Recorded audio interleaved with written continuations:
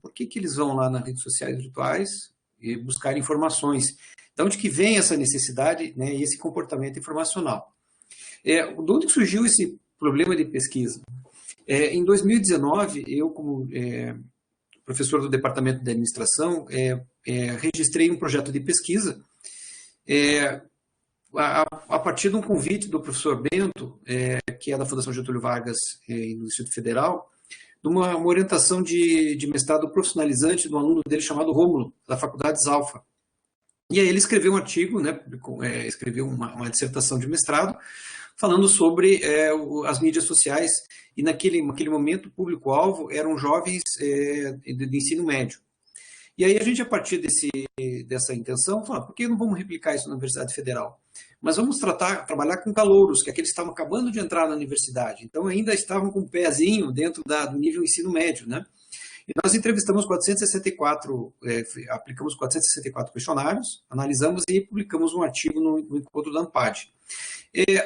Daí, olhando esse artigo, né, a gente sempre volta e fica olhando e revendo os artigos, e eu cheguei à seguinte conclusão: mas de onde que vieram esses aspectos que nós usamos na pesquisa sobre os hábitos dos usuários de mídias sociais?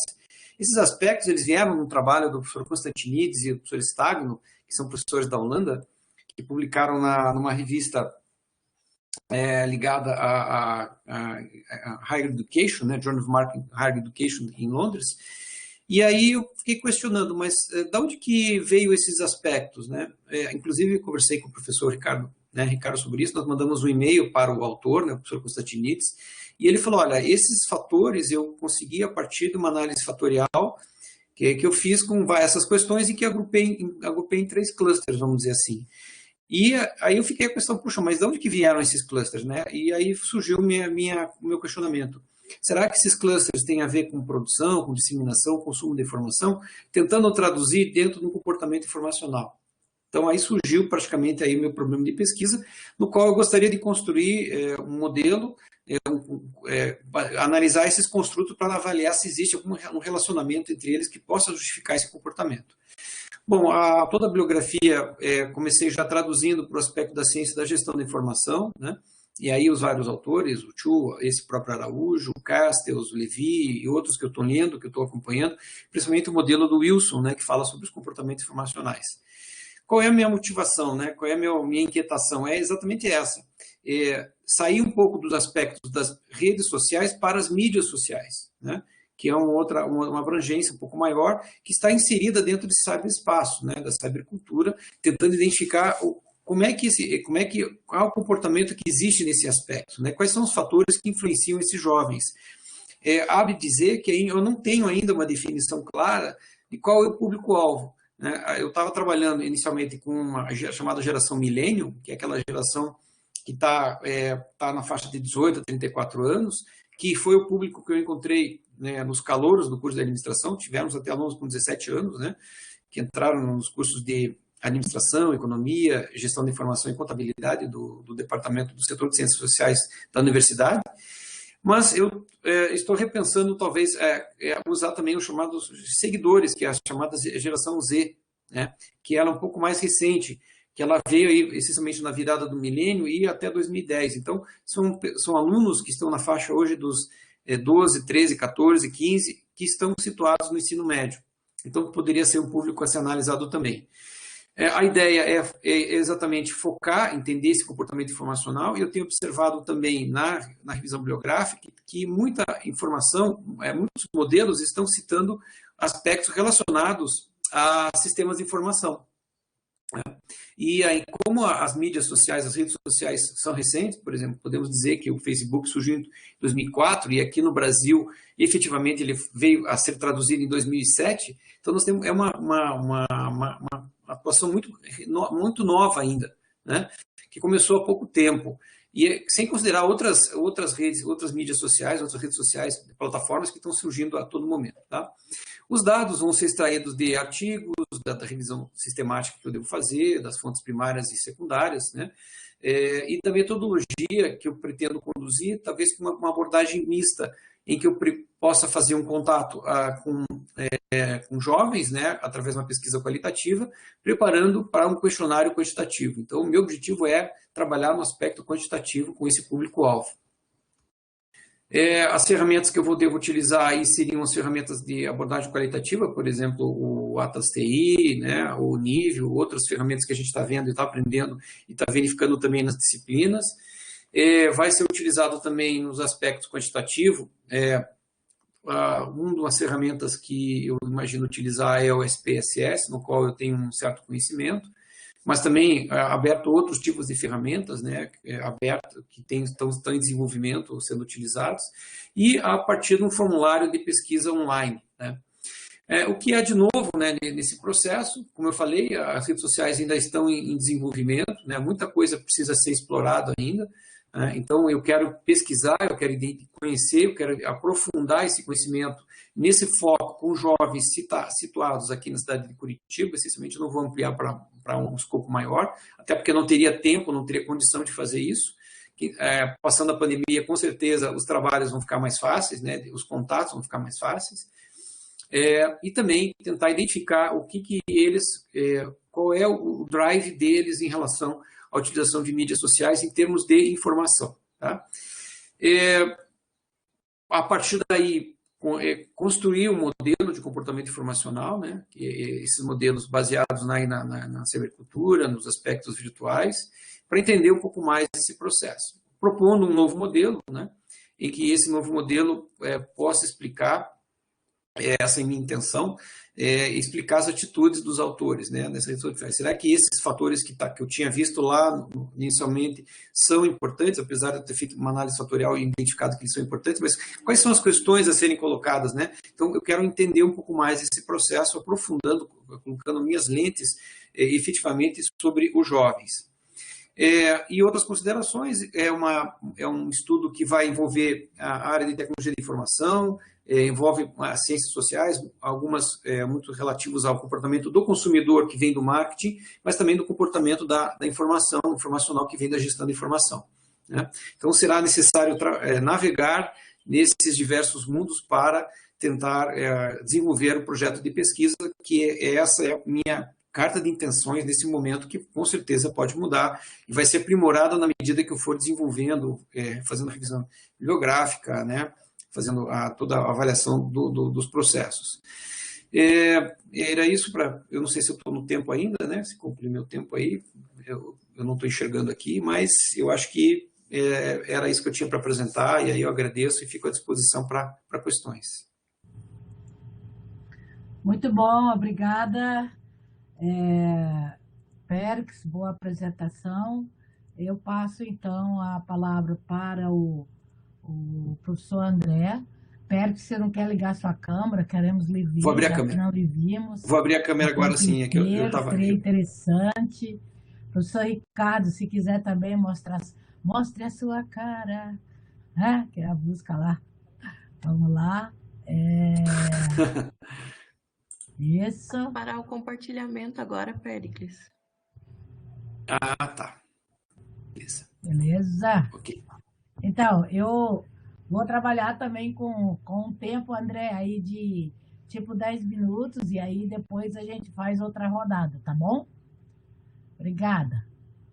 Tá ótimo. Bom, primeiro eu queria agradecer também pelo convite aí de participar, dialogar aí com o Péricles sobre a pesquisa dele. E parabenizar o programa pelo evento, né, que é muito importante. Eu acho que ciência é uma construção coletiva e é muito importante que a gente possa discutir o trabalho enquanto ele está em andamento. Bom, para ir direto ao assunto, queria dizer que achei bem interessante a pesquisa do Péricles, uma pesquisa com certeza relevante, passando pelos pontos básicos, né? É claro que ela é aderente ao programa, é uma abordagem teórica interessante, tem uma metodologia bem clara, bem construída. E aí, já adiantando, achei a metodologia bem interessante, assim, a revisão de literatura, que ele vai poder mensurar depois melhor o quanto ele vai poder fazer, se vai fazer uma revisão sistemática, uma pesquisa, mas a ideia de uma revisão sistemática é bem legal. E principalmente essa abordagem sequencial exploratória que ele propôs, que permite avançar e delimitar, fazer como se fossem iterações ou etapas que vão refinando, né, a própria pesquisa. Então, acho que na metodologia eu achei bem interessante. Bom, eu sou de um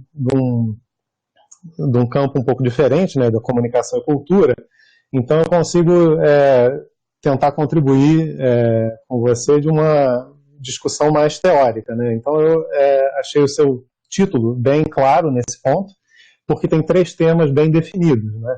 Tem o modelo de comportamento informacional pelos jovens estudantes nas redes sociais virtuais. Então, Sim. claríssimo. Então vamos ponto a ponto. Primeiro, aliás, para adiantar, você já respondeu uma questão, eu ia perguntar quem são esses jovens, né? Eu acho que, claro, é um trabalho em andamento e vale a pena, claro, pensar em quais grupos ou subgrupos, qual é o corte que você vai fazer ali, né, para ver quem são esses jovens. São de 15, de 25, como você falou, millennials, geração Z, enfim, isso já responde ao ponto 2 dos jovens. O primeiro, dos comportamentos informacionais, eu confesso que tive uma certa dificuldade para compreender, né, de que eles se tratavam. Eu não tenho leitura, né, nesse campo da ciência da informação, nesse sentido da gestão de informação. Então, achei um conceito que ficou um pouco difuso, e em algum momento, em um parágrafo, ele era meio que explicado, parecia um pouco tautológico, no sentido de que o comportamento informacional se explicava pela prática informacional, pela necessidade informacional. Então, acho que é uma questão que seria legal definir, seria interessante para a pesquisa. E, por outro lado, até onde eu consegui entender, e agora, inclusive, com a tabela que se apresentou, que deixou ainda mais claro, né, do que se trata, com uma pesquisa anterior, eu vejo que é uma questão crucial para a sociedade atual, né? Eu já vi isso no seu resumo, e acho que trata de um problema que é essa busca por informação que se junta à interação com outros e uma presença virtual aliás, virtual nem é a melhor palavra, mas é uma presença digital. Então, eu lembrei de um artigo que eu li sobre uma escola, sobre os grupos de WhatsApp feitos por pais na escola. E um artigo de uma revista chamada Trip para Mulheres, inclusive bem interessante, não um artigo, uma matéria. E uma mãe falando que era um caos o grupo de WhatsApp, mas serviu para ver 2 coisas. Como é que o fato de haver aquela comunicação digital entre os pais mudava completamente a postura dos pais em relação aos próprios filhos. E, por outro lado, isso representou um problema para a escola, porque a escola mostrou para eles que educar não é apenas transmitir conhecimento, mas também dar responsabilidade às crianças. E aquele acompanhamento dos pais estava fazendo com que as crianças tivessem menos responsabilidade. Então, acho que é bem interessante eu acho que, assim, se eu conseguir entender, é bem por aí, que você tem muita coisa para pesquisar. Você mencionou o Castells também, acho interessante lembrar que ele publicou um livro recente chamado Ruptura, em que ele fala exatamente sobre esse problema da democracia, que a democracia está enfrentando atualmente, e um dos vetores de mudança é exatamente o surgimento, a emergência dessas plataformas digitais. Então eu já perguntaria e talvez até sugeriria você dar uma olhada, mesmo que seja muito superficial, nessa discussão sobre pós-verdade, nos termos que ele usa, e mesmo fake news, né? Uhum. E aí, passando para essas redes e plataformas, o que eu ia falar, talvez sendo um pouco detalhista, é que o termo virtual talvez não seja o melhor, porque tem todo aquele uso do termo virtual como potência, né, como algo em potência, que não tem ato ainda, né, até de um ponto de vista filosófico.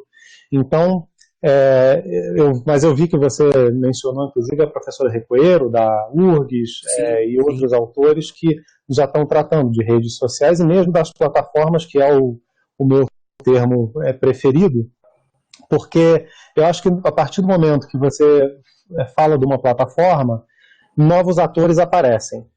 Então, acho que pode ser interessante pegar uma literatura, inclusive, que o professor Rodrigo, que eu vi que está citado no seu projeto, ele estuda e pesquisa, e toda essa ideia dos atores que rondam essa autopublicação, né, que pode parecer um contato imediato e desintermediado com os outros, mas, na verdade, tem obscurecidos ali um monte de agentes e vetores que vão filtrar, vão selecionar informações e curar, fazer uma curadoria de conexões que você é capaz ou não de fazer, de quem vai ter reputação e quem não vai ter. Então, toda aquela discussão sobre o capitalismo de vigilância, ou inclusive o termo que eu prefiro, o capitalismo de plataforma. Mas, no geral, seria isso. Perguntar como é que, se você avançou em algum sentido nessa questão das plataformas e sugerir mesmo que você avance nessa questão, porque, de fato, a pesquisa tem bastante potencial e, com certeza, é bastante relevante e está muito bem estruturada. Acho que era isso, acho que fiquei no meu tempo. Obrigado novamente. Obrigado. Obrigada, professor André.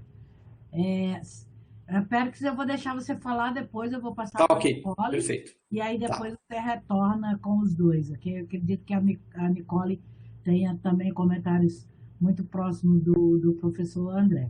Nicole, vou dar o tempo aí para você já começar a falar, ok? 5 minutos? 5 minutinhos. E pode criar um diálogo, que a gente está com o tempo hoje. Hoje nós não estamos começando atrasado, não, então tá bom. Tá bom, posso começar? Pode, por favor. Então, primeiro de tudo, parabéns, Péricles, pelo projeto. Tá muito bem amarradinho, isso é a primeira coisa que me chamou a atenção, né? Você tem uma ideia clara do que você pretende fazer. Num primeiro momento, alguns aspectos que nem o professor André viu estavam um pouco vagos, então, que jovens, defina jovens e tudo, mas aí na apresentação você esclareceu, né? Na região de Curitiba, pelo que eu entendi, calouros do curso superior e tal, então isso já foi me esclarecendo um pouco. A própria ideia de comportamento informacional também estava um pouco vaga para mim, porque em relação a que tipo de informação, quais necessidades informacionais, mas aí aquela tabela dos autores holandeses também já ajudou a esclarecer um pouco. Eu notei que o percurso metodológico está muito amarradinho, você tem uma ideia do percurso que você quer fazer, né? Então, primeiro uma etapa qualitativa para verificar se a amostra é essa mesmo, para depois o instrumento. Então, isso também achei muito, muito interessante, como você já tem tudo isso tão amarradinho, apesar do projeto estar em fase inicial, né? Uma coisa que... Aí eu vou entrar um pouco no que o professor André falou, porque acho que a contribuição que eu posso dar também é no sentido da questão de cybercultura e plataformas. No pitch, principalmente, você coloca a cybercultura do Pierre Levy como uma das referências principais. No resumo expandido tinha outras, mas aí o fato de você ter colocado essa como uma referência principal me preocupou um pouco. Por quê? Porque esse livro do Pierre Levy, ele é pré-redes sociais, ele ajuda a definir o que é cyberespaço, cybercultura, mas ele é pré-redes sociais, e a perspectiva que ele tinha do que viria a ser cybercultura não envelheceu muito bem ao longo do tempo, né? Então, ele tinha uma visão bastante otimista, né, do que poderia ser inteligência coletiva, as trocas humanas. Sim. E só que passado quase 30 anos de internet, não envelheceu bem essa perspectiva, né? Ele ficou utópica demais. E uma das coisas que fez com que essa perspectiva do Levy não envelhecesse bem foram as próprias redes sociais. Porque enquanto ele falava de trocas irrestritas, que as pessoas iam se aproximar mais, trocar mais, ter mais alteridade nessa visão de respeito pelo outro, aconteceu exatamente o contrário e dentro do ambiente das plataformas. Então, a gente tem bolhas, desinformação, discurso de ódio, fake news, coisas que não são necessariamente o tema do seu trabalho, mas elas configuram essa paisagem das plataformas visuais que você vai digitais, né, sociais, que você vai ter que descrever como o ambiente em que se os jovens buscam informação, exercem um comportamento informacional.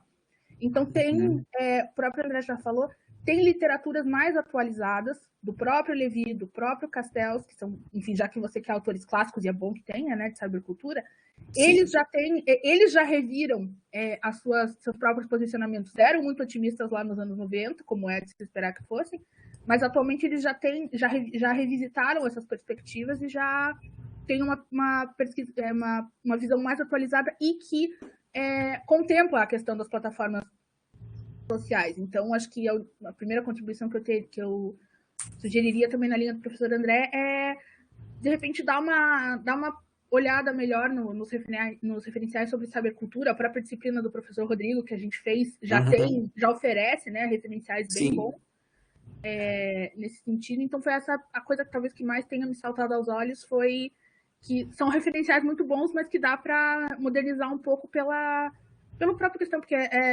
plataformas sociais é um fenômeno recente. A história da internet já é recente, as redes sociais dentro da história da internet são mais recentes ainda. E os referenciais tendem a ficar obsoletos muito rápido nesse caso, né? Então, eu acho que é isso, não quero estourar meu tempo, mas foi principalmente isso. Muitos dos aspectos vagos que eu tinha na leitura do resumo e do pitch, você já esclareceu aqui. Então, só desejo muita sorte, muito sucesso no projeto e, novamente, o projeto está muito bem amarrado, é muito... Assim, é de admirar isso. Então, parabéns e muito sucesso na pesquisa. Muito obrigado.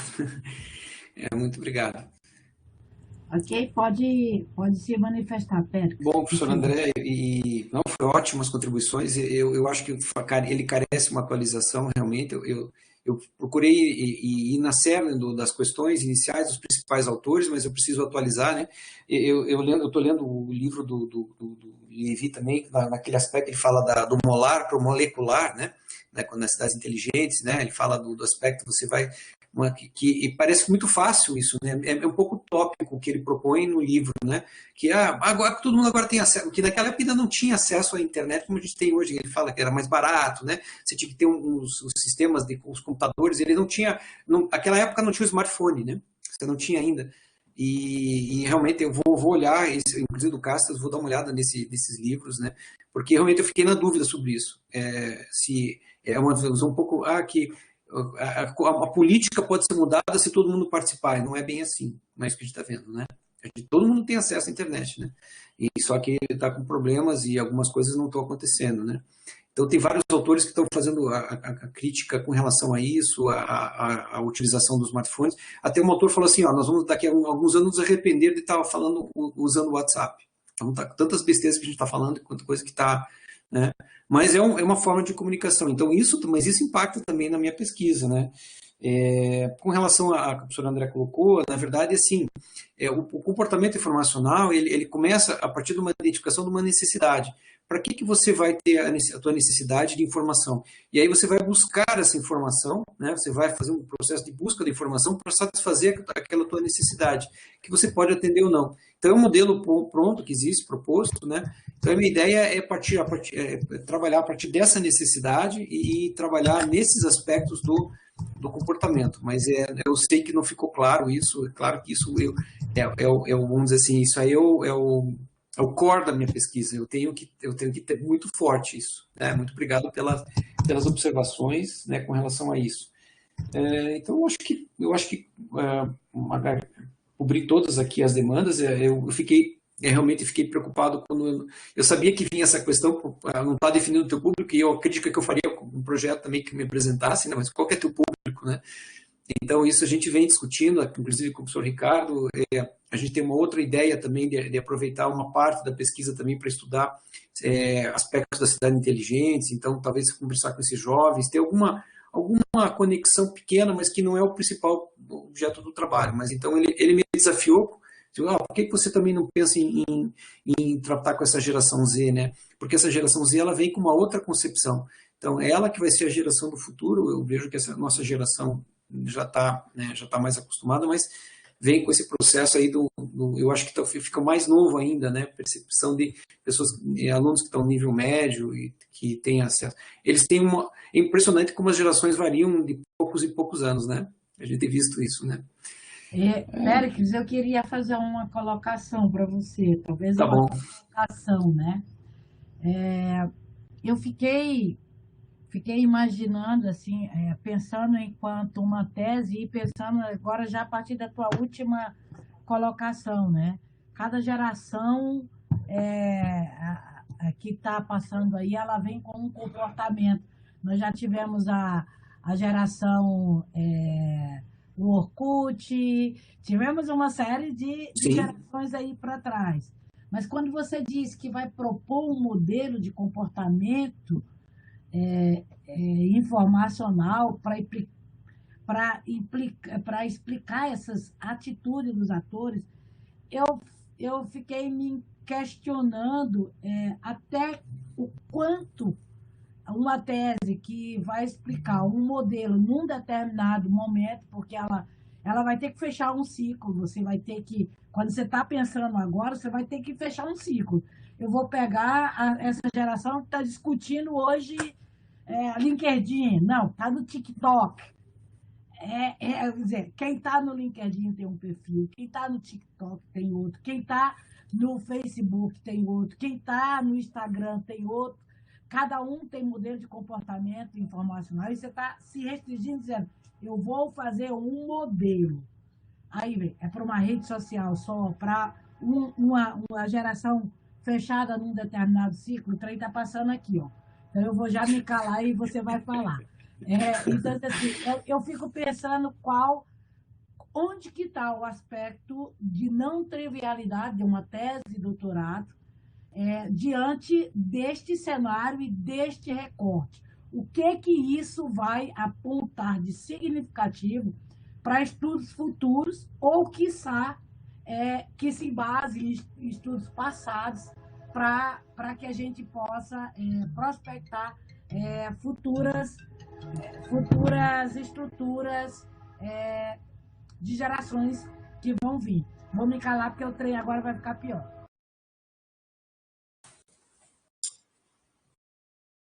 Bom, não sei se vocês estão me ouvindo aqui. Bom, está me ouvindo?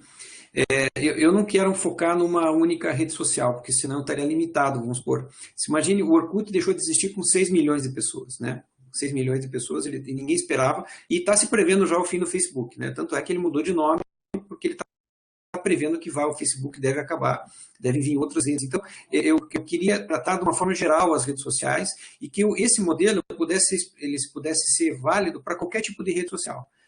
É claro que eu vou analisar particularmente cada uma delas, vou analisar o uso de cada uma delas, né? Eu sei que, por exemplo, na pesquisa que nós fizemos, o WhatsApp é o mais utilizado, o Facebook foi em terceiro lugar, ele perdeu para o Instagram, por exemplo, né? Em termos de utilização que eu fiz a pesquisa. No mundo hoje é o Facebook o mais utilizado, depois vem o Instagram, depois vem o WhatsApp, se não me engano, mas eu não quero me focar. Então, eu quero ter esse modelo, né? Ter essa pretensão, né, de apresentar construtos que dizem assim, esses 3 construtos aqui, eles conseguem responder estatisticamente, metodologicamente, eles têm uma certa consistência para responder qual é os aspectos de busca de informações e necessidade de fluxo de informações que os jovens utilizam, né? Então, eles vão na internet por esses 3 fatores, e que tem essas questões aqui, eu vou avaliar essas questões para verificar quais são pertinentes ou não. Pode ser que eu descubra que essas questões não são pertinentes, pode ser que busca de conteúdo não seja importante, né?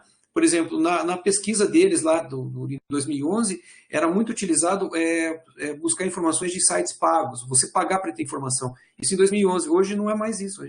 Se você falar em pagar para ter informação, as pessoas não querem saber, né? Principalmente os que estão estudantes, etc., que não vão pagar para ter informação, não se disporiam a pagar para ter. Apesar de que cada vez mais estão se fechando isso, né? Está se fechando mais para você acessar, por exemplo, informações da internet, de sites, UOL, Globo, estão começando a cobrar para você poder ter esse acesso. Então, estou dando um pequeno exemplo. Então, Maria do Carmo, não quero focar em uma rede social, quero ter uma visão das redes sociais, inclusive fazer uma avaliação sobre isso, quais são as principais. Claro que eu vou pesquisar para verificar quais são as mais utilizadas, né? E qual é a frequência de utilização, mas chegar em 3 ou 4, vamos dizer assim, construtos que dizem assim, esses aqui são construtos que possam me explicar com uma certa segurança, com uma certa precisão científica, estatística, com relação à busca de informação. Tá? Félix, eu ainda fiquei com um monte de dúvida, mas eu vou passar para o professor Ricardo. Professor Ricardo, tá bom? Por favor, me mande por e-mail. Não, me mande por e-mail. Não, ótimo. Ricardo, por favor. Olá, boa tarde a todos. Boa tarde, Félix. Boa tarde, senhor. Nicole, professora. Bom, o Pérez respondeu muito bem todas as perguntas, mas eu ainda acho que ele ainda precisa de orientador, viu? Não vai se achando aí. Até a professora Maria do Carmo deixou bem claro aí, há muitas dúvidas ainda. Mas, repetindo, né, ele respondeu muito bem todas as perguntas, digamos, numa direção que é a direção atual, né? Só que o que ele está propondo tem uma série de dificuldades, né? Eu diria mais do que o normal de uma tese, né? Então, a primeira, assim, mais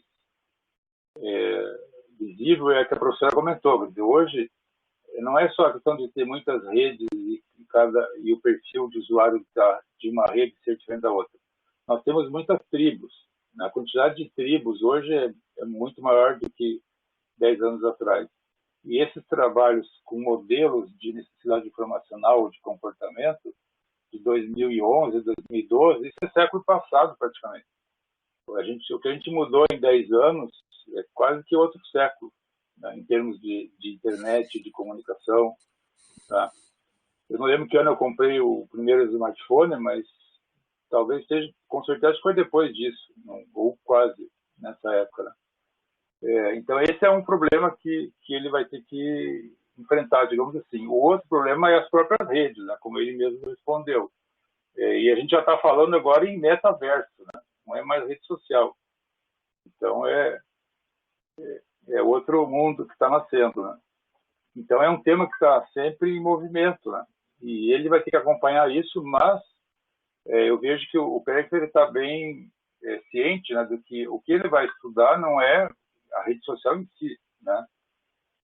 Mas é esse comportamento. E eu espero, né, que o trabalho consiga identificar que hoje nós temos muito mais tribos do que antigamente, né, do que anos atrás, que essas tribos têm comportamentos informacionais bem diferentes, e o que ele propuser, né, com certeza vai servir para a continuidade aí das pesquisas. Eu estou quase certo que não vai resolver o nosso problema, né? Talvez até aumente o nosso problema. Mas a gente já vai ter muito conhecimento do que funciona e o que não funciona, né? Que não é o caso hoje. Com os modelos que a gente tem, a gente está ainda meio perdido, digamos assim, no 2022, né, praticamente. Né? Então, acho que o que eu podia comentar agora, é parabenizar aí o Pérez pelo kit que ele montou, né? Só lembrar os colegas que não tem nenhum dedo meu ali, né? Ele fez as cegas, tem que me consultar, isso é uma regra minha, né, pessoal. E parabenizar, então, pelo que você construiu ali, está bem claro, digamos, quase tudo muito bem claro, né? E só para encerrar, então, a própria literatura, né? O Eric começou uma linha, a gente foi passando para outra, acho que já está quase em 90 graus da linha que começou. Né? Então, isso mostra a dificuldade que vai se ter aí no desenvolvimento dessa tese. E outra questão, outro ponto que eu já também adverti o Péricles é provavelmente em outubro do ano que vem você vai começar tudo do zero. Né?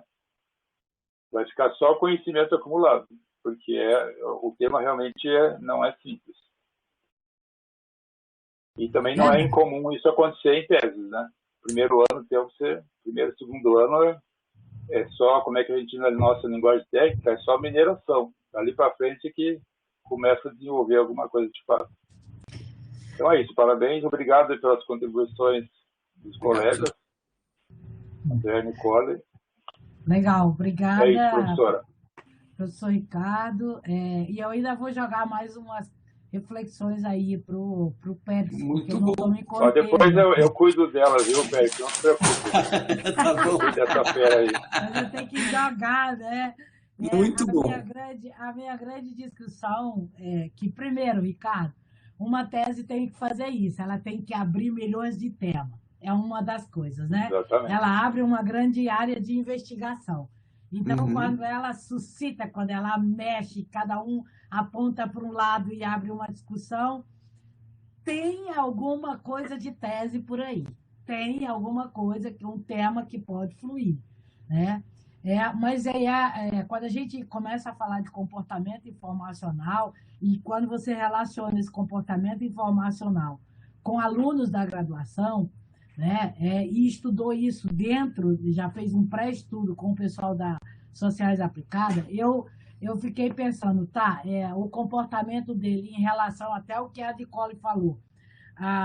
Como é que ele se comporta quando ele está na rede com os pares, fazendo discurso de ódio, como é que ele se comporta quando ele está numa rede que vai trabalhar o processo de aprendizagem. Então, o que vai ser? Qual é a vertente? Qual é a linha? Quais são os parâmetros? Aí vamos ver que variáveis são psicológicas, comportamentais, e aí tem um universo, né, cara? Tem universo. Eu vou só te citar um exemplo, não vou colocar, não. Uma situação bem típica de três pessoas, mais ou menos na faixa etária de 13 anos, dividindo o mesmo apartamento, tá? Um tem uma linha certinha e os outros dois, um é bagunceiro, mau caráter, briga e etc. E o outro tá naquela, não sei se aquele que é estudioso, é caladinho, ou se siga o mau caráter. E aí ele vai mudando de comportamento segundo a hora de influência do dia. Então, mais ou menos isso. Nós temos uma geração aí, agora só que não do mundo real, dão 3 dentro de um apartamento, mais 3 ou 4 ou 5 ou 10 numa esfera social, que a gente vai dizer qual é o modelo de comportamento dessa geração dentro de uma rede social, mas sobre que tipo de informação, né, para poder fazer um mapeamento, né?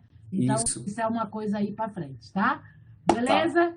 Tá. Beleza. Parabéns pelo tema, parabéns, obrigada, professor André, obrigada, Nicole. Obrigado. E aí, fechamos, então, e partimos para o próximo trabalho. Podemos conversar depois um pouco mais, que eu adoro palpitar no trabalho do mas eu quero conversar sim. Você puxou uma briga que eu quero entrar de qualquer jeito. Eu tenho muita certeza no que eu quero fazer, né? Assim, pelo menos nesse momento, né? Por exemplo, quando eu estudei vários modelos, por exemplo, o modelo de aceitação de tecnologia, o TAM, por exemplo, né? Que eu vi que 2 construtos explicavam muita coisa, utilidade percebida e facilidade de uso, explicavam a utilização de tecnologia. Eu não quero ter essa pretensão como teve o professor Davis, né? Mas eu quero chegar em algum momento e falar assim, olha, eu consigo dizer assim, eu estou muito próximo para dizer assim, esses 3 construtos aqui, ou esses 4, ou esses 5, esses 6, né, baseado até em alguns modelos maiores, podem me ajudar a explicar a busca da informação. Tá? Isso aí. Obrigada, gente. Convido muito agora obrigado. a Bruna. Podemos fazer 5 minutos de... Não, já Não, eu tenho que pegar um café. Eu vou pegar o café e você começa aí. Bruna já vai preparar o material. Aqui não tem história de 5 segundos, não, rapaz. Aqui é jogo, estamos trabalhando, meu. Então, segue aí que eu vou pegar o café. Eu estou ouvindo. Tá bom, vai lá. Bruna, por favor, com você.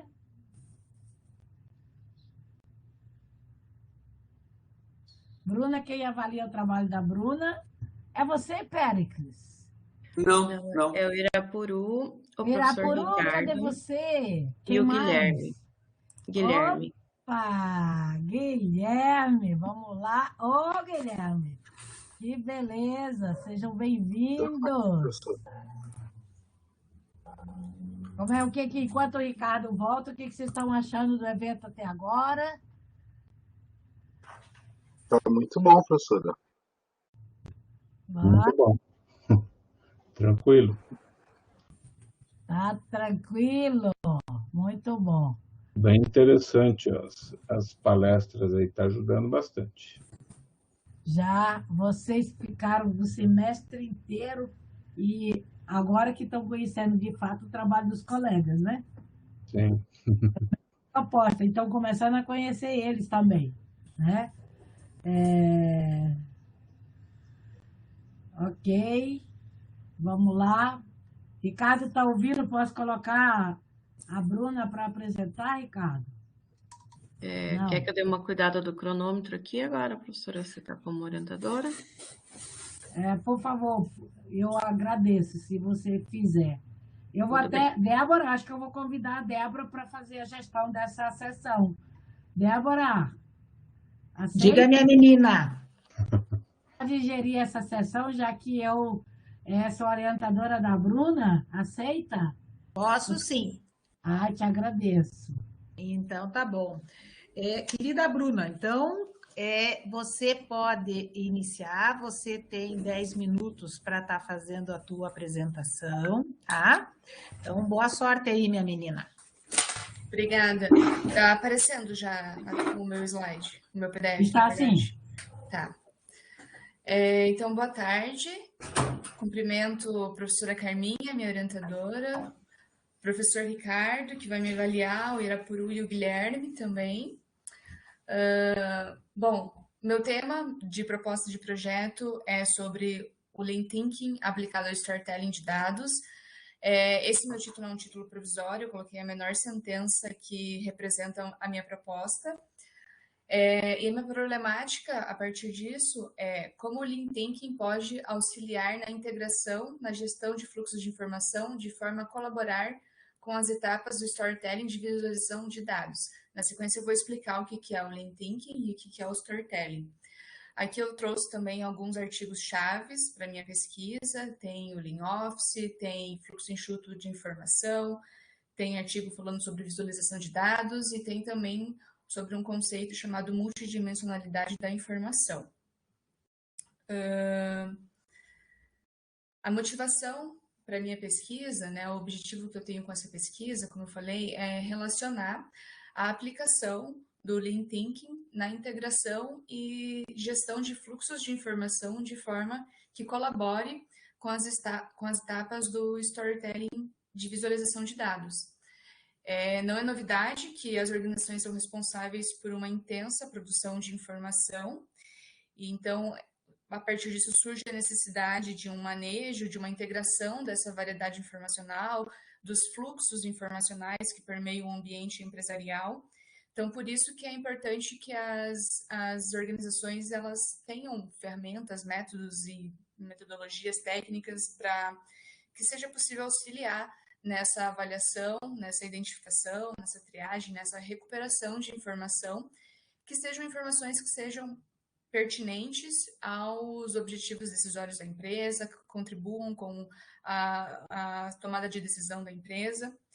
Então, nesta conjuntura, métodos que são baseados no Lean Thinking, que significa pensamento enxuto ou mentalidade enxuta, a gente encontra pelas duas traduções. Então, o Lean Thinking, nesse processo, ele pode ser, né, as ideias do Lean Thinking podem ser associadas a esses processos informacionais, aos sistemas informacionais, para ajudar a identificar, avaliar e fazer essa gestão mais estratégica da informação. Bom, o Lean Thinking ele surgiu na década de 90, no livro A Máquina que Mudou o Mundo, dos autores James Womack e Daniel Jones, e ele apresenta uma ideia central de eliminação de desperdício, melhoria contínua e entrega de valor nos fluxos e nos processos relacionados à organização. E pode ser aplicado a diferentes modelos de negócio. Quando surgiu, na década de 90, foi dentro da indústria automotiva, da manufatura, mas depois, com os estudos, percebeu que poderia ser aplicado em diferentes áreas da empresa, tanto áreas administrativas, como RH, financeiro, comercial, marketing. Então, a partir disso, surgiram várias derivações do Lean. O Lean Office, o Lean Production, o Lean Information, mais algumas outras variações do Lean. E quando as organizações já têm o arcabouço informacional que é necessário e é importante para os objetivos da organização, é muito comum que essa informação seja representada visualmente, né? Apresentem os dados e os resultados por meio de visualização de dados. E nisso é importante que essa visualização seja de uma forma clara, de uma forma eficiente e que traga um entendimento para a pessoa que está visualizando, né, que está de frente com aquela informação, seja num ambiente digital ou em painéis que também podem ser físicos. Então, o storytelling, que é entendido como uma estrutura narrativa que cria associações positivas, pode ser um método também que auxilia nessa elaboração das representações gráficas, né, da visualização de dados. Storytelling vem ali da comunicação, do marketing, um pouco da literatura, e também pode ser aplicado dentro das indústrias, dentro das empresas, né, das organizações. E ela pode ser uma poderosa técnica, né, uma importante técnica de comunicação e que é passível de aplicação na visualização de dados.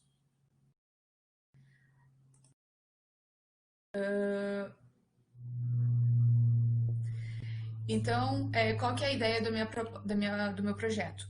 É elucidar a intersecção do Lean Thinking com Storytelling de dados para eliminar desperdícios, promover a melhoria contínua e entrega de valor em fluxos informacionais, que subsidiam a representação de dados e informação.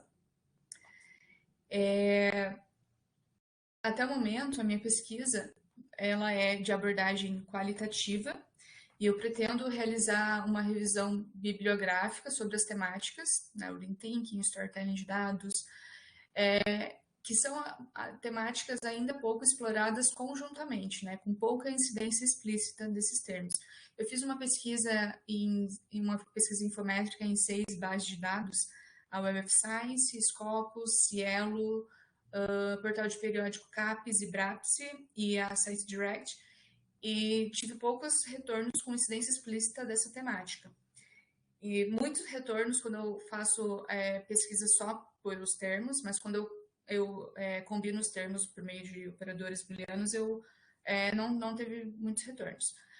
E eu cogito, ainda estou estudando isso, se eu vou complementar, né, a minha pesquisa com entrevistas semi-estruturais com profissionais da área, sejam profissionais aí da ciência da informação, do business intelligence.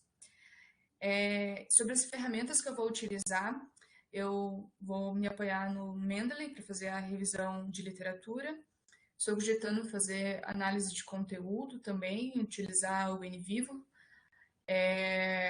O meu percurso metodológico ele está um pouco ainda em definição.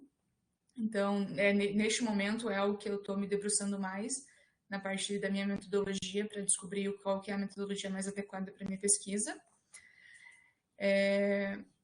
E o que há de novo na minha pesquisa, como eu falei, né, não encontrei muitas recuperações de trabalhos que estudem essas duas temáticas conjuntamente. Recentemente eu estou também estudando sobre multidimensionalidade da informação e eu vejo que é um assunto que pode ser aderente à minha pesquisa e estou vendo como eu posso inserir ela nos meus estudos. E por que a minha pesquisa é relevante? Ela pode ser considerada relevante porque ela foca, né, na importância das organizações tomarem decisões orientadas por dados, que é um assunto que é muito forte já há algum tempo e provavelmente vai permanecer essa discussão. Então, por isso que realizar pesquisas nessa área e que se aprofundem um pouco nessa temática ou em etapas dessa temática, eu vejo como importante e que pode auxiliar, né, questões relacionadas à tomada de decisão orientadas a dados. No meu entendimento, a minha pesquisa é interdisciplinar e ela pode ser aplicada em diferentes áreas de conhecimento.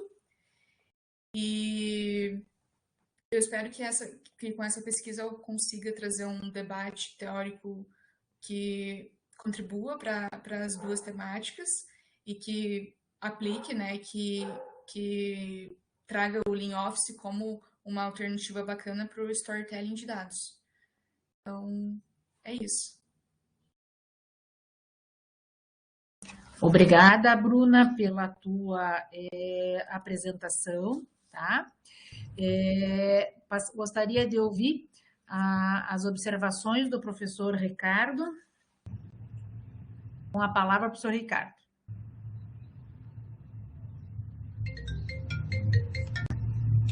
Estou conectando.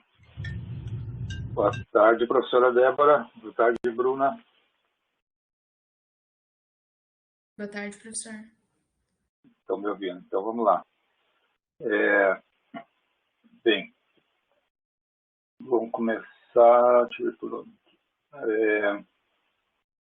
eu começar lendo a tua proposta, né? Você não explicou no texto o que vem a ser o Lean Thinking, né?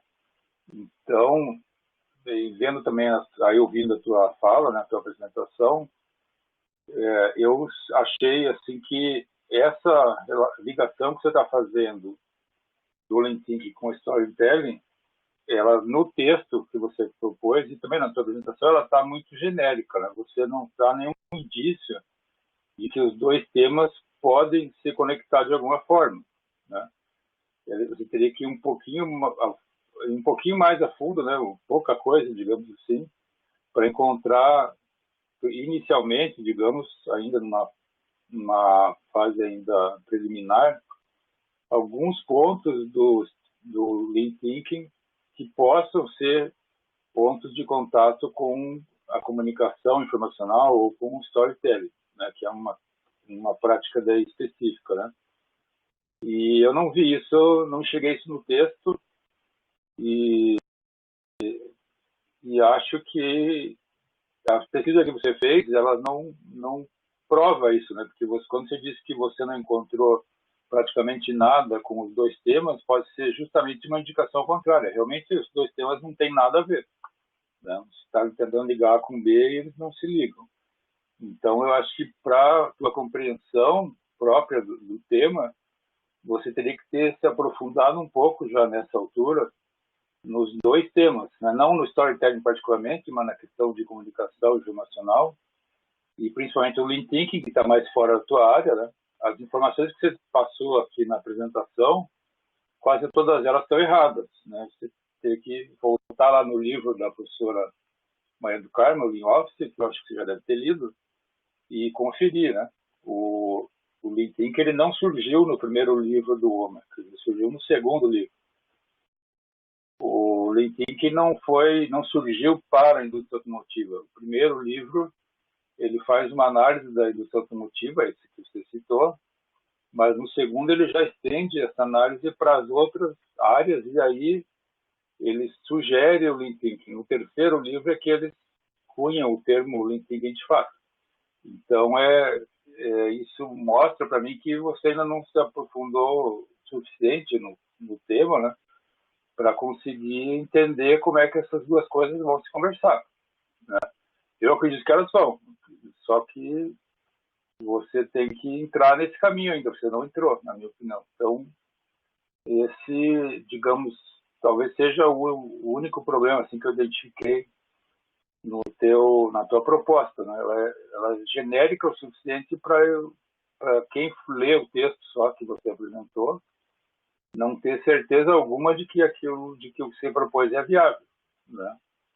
A forma como que você propôs fazer está correta, né? O método, o que você espera, tudo mais, está tudo perfeito, mas a questão de viabilidade você não, na minha opinião, você não conseguiu mostrar isso. E no restante está bem escrito ali o que você apresentou, o que você fez, o que você apresentou, né? Então acho que dá para entender o que você quer fazer, mas fica essa dúvida aí, minha pelo menos, de que é viável, eu sei, né? Pelo conhecimento que eu tenho um pouco de uma área e muito da outra, que é viável, mas você tem que entrar nesse caminho aí. Obrigada. Isso, professora Débora. Que bom te ver, Ricardo. Igualmente. Muito obrigada, professor Ricardo, pelas tuas observações. Seguindo aqui uma ordem alfabética, vamos ouvir o colega Guilherme. Boa tarde, então, a todos. Boa tarde, professor Ricardo, professora Maria do Carmo, professora Débora, Irapuru, Bruna, colegas que estão assistindo.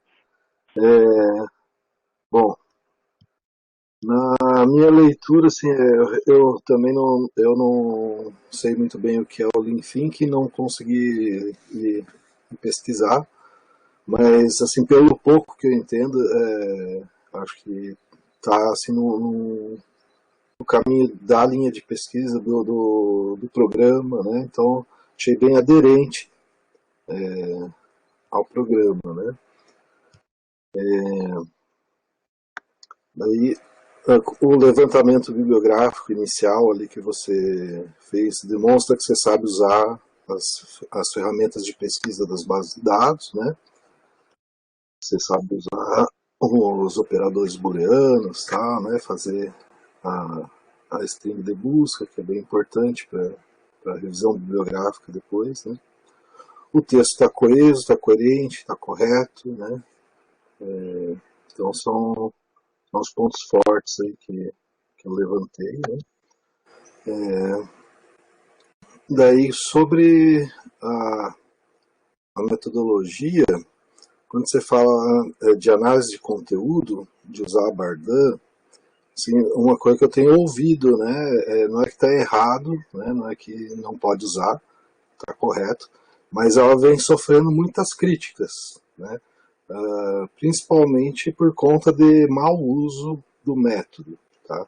Então, assim, eu sugiro, né, deixa tá até no parecer que eu enviei, né, procurar outros autores, tá? E lá no parecer deixei até um link que foi disponibilizado de um livro novo que saiu esse ano aí, sobre análise de conteúdo, um manual, né? Pode dar uma olhada lá. E, enfim, tem outros autores também. Bardan é muito usada no Brasil, né? Mas tem no exterior outros autores, tá? Recomendo que você pesquise e tal, aprofunde aí na análise de conteúdo, ou também verifique se a análise de conteúdo é a mais adequada, porque a análise de conteúdo ela é mais indicada para abordagens quantitativas. A gente tem também a análise de discurso, que é bem voltada para a análise qualitativa. A gente tem a análise textual discursiva, que é um meio termo aí, né? E outros tipos de análise também, né? Análise de domínio, não sei, pode dar uma pensada aí nessa metodologia. Ali no texto, daí você não identificou que tipo de revisão bibliográfica que você vai fazer. Se é uma revisão narrativa, uma revisão sistemática, integrativa, né? Qual tipo de revisão? Acho bem importante deixar claro isso. Hoje em dia a gente está sendo bastante cobrado com a sistemática, né? Daí achei que faltou também apontar as limitações da pesquisa, que é uma coisa que os professores costumam indicar bastante para a gente colocar. E para finalizar, só dar um puxãozinho de orelha, que está solicitando para a gente colocar as normas no padrão APA, e você colocou na NBR, na BNT. Tá? Mas tirando isso, o resto está maravilha. É isso que eu tinha para contribuir. Guilherme, muito obrigada pelas tuas observações, tá? Então agora passamos a palavra ao colega Irapuru. Boa tarde a todos e todas.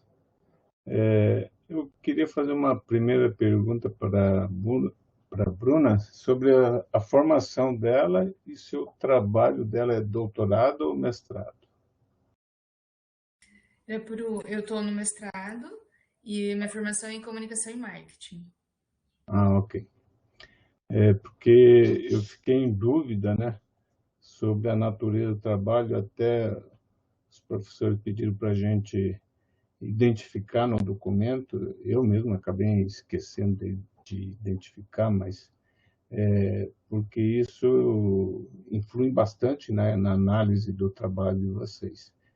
Mas eu achei bem interessante o tema, mas eu não conhecia nada de Lean Thinking, né, nem Storytelling.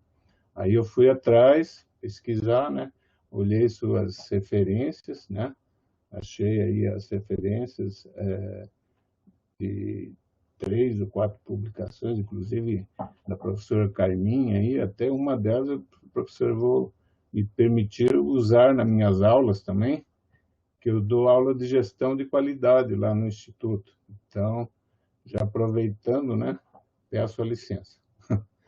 Mas, enfim, é um tema da gestão da qualidade, né? Envolve a questão do fluxo informacional, e aí me deu um nó na cabeça, porque eu sou lá da área de sistema de informação, né? Sempre dei aula lá no sistema de informação. Trabalhei com o sistema de informação, eu falei, puxa, mas esse trabalho dela, ela vai levar 10 anos, não vai conseguir concluir, né? Só pelo tema, né? Mas daí eu entendi, né? Qual que era o objetivo principal do trabalho, né? Então, naquela biografia, referência, né, do Barreto, né?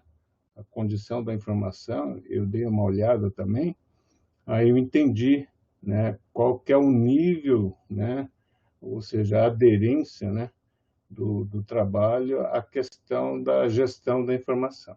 Tá? Eu fiquei bem preocupado no início, mas depois eu entendi como que era, digamos, a profundidade do trabalho, né? Porque a gente da área de sistema de informação pensa que tem que fazer ferramenta, né, desenvolver para poder dar solução, né? Porque era o que a gente fazia, né? Eu fui bancário há muito tempo na área de tecnologia de informação, né? A gente desenvolvia sistemas, você fazia um sistema de conta corrente, você tem que, lá no final, mostrar o saldo para o cliente, né? Não importa o que está lá para trás, né? Você tem que, o cara quer olhar o saldo dele no celular, você tem que, de alguma forma, propiciar essa informação. Mas, enfim, eu olhei também que tinha lá temas sobre ontologia, né? Eu trabalhei com esse tema no mestrado, tá? Até depois passo um link lá da minha dissertação que eu fiz na PUC, né? E foi bem interessante, né? Abordar um pouco a questão da gestão do conhecimento no aspecto das ontologias, né? Eu senti falta ali que faltou um pouco de mais referência, né, sobre o storytelling, né? Você colocou lá, ó, uma autora aqui que é Nafik, eu nem sei pronunciar esse nome, mas enfim. Ela mostra como você apresentar, né, os dados, né, um grande volume de dados, né, gráficos e etc. Até achei um videozinho sobre, depois eu deixo aqui também para você, sobre o resumo do livro dela. Isso que é interessante hoje na internet, né? Porque você vai lá, tem um vídeo sobre o resumo daquele livro tal. Mas, enfim, deu para ter uma ideia, né? E na questão do objetivo, né, do seu trabalho, como eu falei, né, eu achei que era muito abrangente, né? Mas seria interessante você definir alguns objetivos específicos, né? Porque, como o professor Ricardo falou e o Guilherme, tá? Não ficou muito claro ainda essa questão, né? De como que você vai trabalhar, né? Essa interação entre essas 3 áreas, diria, né? Não são 2, são 3 áreas, né? Então, para finalizar, né? A questão eu fiquei pensando bastante nessa questão da redução do desperdício, né? E rapidez no acesso, na transformação de grandes bases de dados que você colocou lá na sua fundação teórica, né? Para apoiar a tomada de decisão, tá? Então, talvez isso você consiga explicitar, né, com esses objetivos específicos. Era isso. Espero ter contribuído aí. Obrigado. Obrigada, Irapuru, tá? Pelas tuas observações. Bruna, você gostaria de comentar as observações do professor Ricardo, do Guilherme, do Irapuru, antes de eu fazer os meus comentários? Sim, agradeço todas as observações, principalmente as que foram citadas que eu não expliquei, o Lean Thinking e o Storytelling. Eu percebi isso essa semana, por conta vendo as outras apresentações. Eu já fiz uma autocrítica durante a semana, que o meu trabalho ia ser criticado nessa parte também, porque não coloquei, me atentei isso essa semana. ou se coloquei de forma muito breve, que não deixou explícito que aquilo era uma definição, né? Então, super concordo que faltou isso no meu resumo e no meu pitching. Tentei trazer um pouco na minha apresentação, né? Sobre a metodologia, sobre o que o Guilherme disse da minha metodologia, da análise de conteúdo, concordo. Até essa semana a professora Paula ela passou uma outra referência para a gente em uma das apresentações, né? Então, vou buscar, vou ver as tuas anotações para ver quais são as referências que você me indicou. Também escutei essa semana sobre as críticas da Merdan, então é uma coisa que eu preciso rever, com certeza. Também incluir todas as limitações que vocês colocaram. E da minha referência de storytelling, eu acabei me baseando mais naquela autora que o Irapuru colocou, também no artigo do professor Silva, também tem um pouquinho de storytelling, ele fala sobre visualização de dados e cita storytelling, mas vou correr atrás de mais referências também. E me aprofundar mais no estudo do Lean, que foi o que o professor Ricardo principalmente pontuou, que houve essa confusão, então, cronológica, né, do surgimento. E acho que é isso. Agradeço todas as pontuações, que eu já anotei aqui para entregar para adaptar no meu trabalho. Obrigada, Bruna. Bruna, eu vou só fazer algumas observações, tá? Logicamente que eu não li o teu texto. Me surpreendeu o termo elucidar como sendo o verbo do teu objetivo. O que você espera ter como resultado, como produto, a partir do termo elucidar? Elucidar a interseção, né? Então, o que você espera?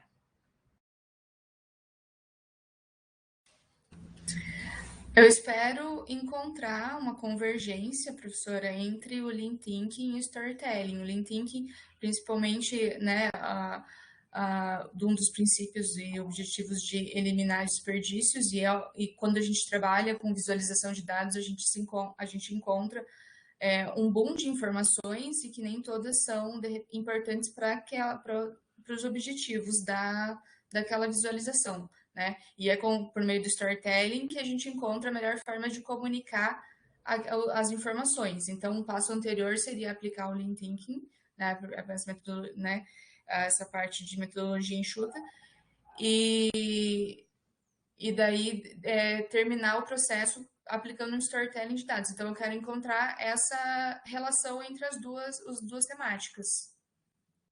Legal. Você acredita que elucidar seja uma etapa para atingir um determinado fim, ou elucidar é o teu fim, é o teu desfecho? Acredito que talvez seja o meu desfecho, professora. Tá, então, eu na verdade, eu continuo na dúvida, tá? Mas muito provavelmente você vai ter tempo ao longo do porque quando eu vejo aqui elucidar a interseção, né, entre duas estratégias, entre dois conceitos, para eliminar desperdício, promover melhoria, para mim a dúvida é se realmente o que é o teu desfecho.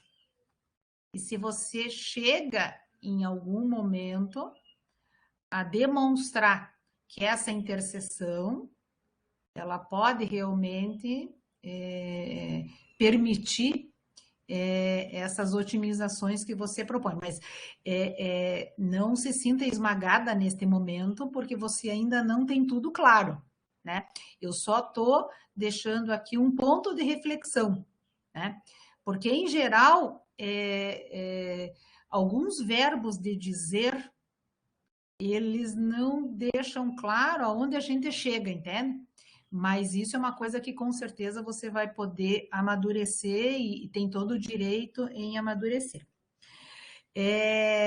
Vamos imaginar que a gente tivesse na tua banca e o professor dissesse que você acredita que você esteja na área interdisciplinar.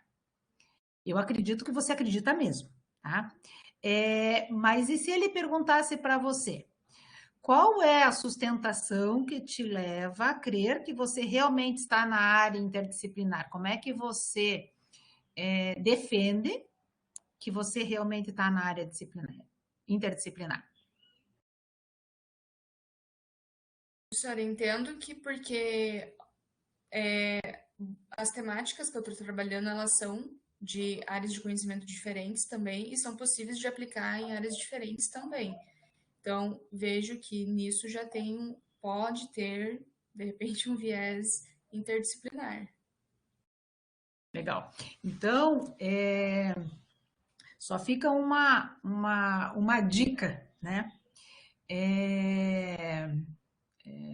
Logicamente que são as primeiras apresentações que vocês estão fazendo. Gente, vocês têm ainda uma vida acadêmica, né, para finalizar o projeto.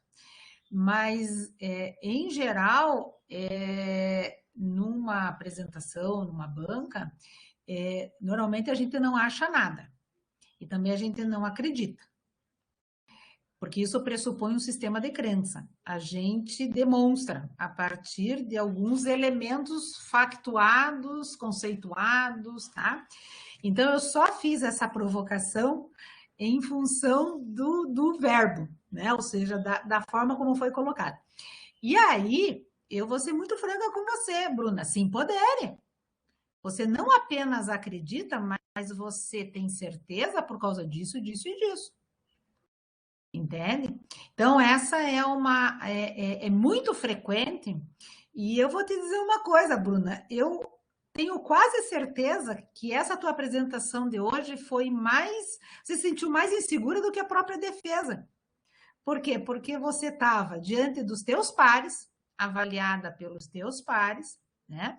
Mas independente disso, se empodera, senta firme, né? E toca o barco, entende? Por quê? Porque você tem bastante sustentação, né? Então, vai só factuando aí a partir de conceitos, de leituras. O professor Ricardo posicionou algumas questões que vale uma releitura e é esse o momento mesmo, né? Aonde a gente tem a oportunidade de, muitas vezes, alguém que já leu o texto que você está referenciando, colocar um ponto de atenção só para você confirmar a tua leitura. E isso é o que a gente faz sempre, né? Ou seja, a gente lê, depois a gente relê, né? Então, e eu também concordo com o professor Ricardo na medida em que quando você tem duas estratégias, ou duas tecnologias, ou dois modelos, ou dois conceitos que ainda não foram suficientemente explorados, a principal justificativa não é pelo fato deles não terem sido suficientemente explorados. É porque eles apresentam características e potencialidades que contribuem num processo hibridizado ou que tenha sido estabelecida uma sinergia para resolver um determinado problema. Então, novamente, o revisor, normalmente, quando ele diz, bom, isso nunca foi feito. Bom, nunca foi feito por quê? Um desentortador de banana também nunca foi feito. Mas nem por isso ele é um objeto de pesquisa. Por quê? Porque se eu desentortar a banana, eu estrago a banana. Né? Diferente é eu fazer a banana crescer dentro de uma forma, sei lá, a potencial para transporte, o que quer que seja. Tá? Mas o fato de nunca ter sido feito não é suficiente justificativa. Mas todos nós, quando começamos, usamos assim, né? Porque parece que isso é o que nos dá a sustentação. Mas a partir do aprofundamento que você vai ter sobre essas estratégias, você vai dizer, bom, nunca foi feito, tudo bem, nunca foi feito. Porém, o grupo A tem esses potenciais. O grupo B tem esses potenciais.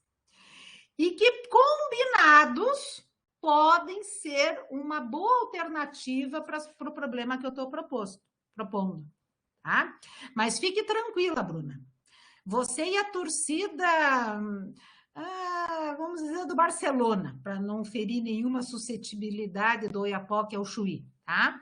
Até porque tem alguns times aí que estão com uma certa ansiedade, né? Torcida do Barcelona sempre fez isso, né? Ou seja, a primeira coisa que a gente faz, nunca ninguém fez. Bom, opa, calma lá. Nunca ninguém fez, então agora a gente vai avaliar o potencial. Mas olha, Bruna, parabéns aí pela tua apresentação. A gente percebe brilho nos olhos, apesar de que algumas vezes eu acho que o brilho é reflexo do teu monitor. Mas você está entusiasmada com o teu projeto, tá? E eu, com certeza, vou ficar muito feliz em receber a divulgação da tua banca para poder acompanhar a tua defesa e sentir você assim, empoderada, nem vai estar assim curvada, vai estar assim, de costas eretas, empoderada e defendendo aí a sinergia entre esses dois modelos, conceitos e técnicas, tá bom? Então, pessoal, professora Carminha, a senhora tem 1 segundo para falar. Tá bom, em 1 segundo. É um mini pitch. Em 1 segundo eu falo, sim, senhora, que contar uma história não é fácil. Vocês lembram o meu Era Uma Vez, né? Contar uma história. Agora, imagina contar uma história em dados, que é o storytelling, que é o desafio dela, né? Então, contar uma história requer entender o contexto, requer escolher uma apresentação visual adequada quando se trata de dados, requer saber eliminar a saturação, que dado que não pode ser mostrado, ou que ele divaga na ideia, né? Tem que ter foco. O que é que eu quero contar? Qual a moral da história? Qual a moral da minha história? Né? E qual é o desenho que eu vou usar de forma mais adequada para finalmente as pessoas entenderem. Então, contar uma história em dados é um desafio para a Bruna. Fazer essa análise, essa associação desses passos com o design thinking, que é valor, cadeia de valor, fluxo, puxar aí a melhoria contínua, é o impasse que ela tem aí para navegar e aprender. Porque as empresas estão todo dia publicando isso nos jornais, mostrando seus dados, mostrando seus números, estão querendo captar a gente para investir na Bolsa de Valores. Tá? O que é que tem que mostrar? Quem é que vai formar? Como fazer isso aí? Tem um desafio pela frente. Claro, a Bruna vai ter que fazer uma imersão no Lean e tem que ser uma imersão muito rápida, né? Para poder ela finalizar com bem propriedade o trabalho dela. Parabéns, Bruna. Acredito, eu tenho certeza que será um trabalho que vai abrir uma nova vertente dentro do programa. Professora Débora, devolvo para você encerrar a nossa sessão. Ou então eu encerro. Ela já entrou noutra reunião. Pessoal, alguém quer fazer alguma palavra aí de fechamento? Bruna, quer falar alguma coisa? Professor Ricardo, alguma coisa? Quero só agradecer, professora, agradecer as pontuações da professora Débora, foram muito importantes também.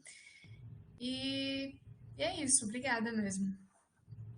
Fechamos, pessoal. Parabéns a todos que apresentaram hoje, que avaliaram, que tiveram aqui presente. Peço que vocês reflitam o que foi esses 4 dias. Essas 4 tardes foram tardes intensas para todos vocês.